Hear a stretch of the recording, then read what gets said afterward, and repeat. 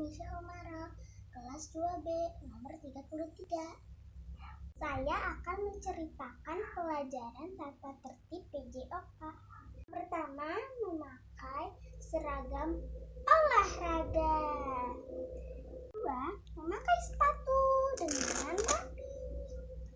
Ketiga, melakukan gerakan pemanasan. 1, 2, 3, 4, 5, 6, 7, 8. Hitungnya 1 sampai 8 ya teman-teman. 1, 2, 3, 4, 5, 6, 7, 8. 1, 2, 3, 4, 5, 6, 7, 8.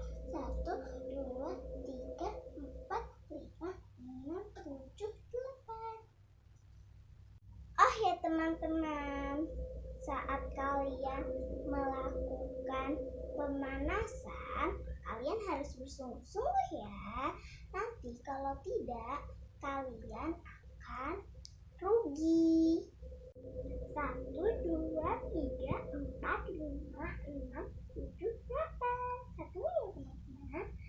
1, 2, 3, 4, 5, 6, 7, 8. Setelah itu kita loncat. 1, 2, 3, 4, 5, 6, 7, 8. Teman-teman udah tahu kan cara tata tertib melakukan pelajaran PJOK? Saya ingatkan lagi ya. 1, memakai seragam olahraga. 2, memakai sepatu. 3, melakukan pemanasan. Terima kasih. Wassalamualaikum warahmatullahi wabarakatuh. Dadah.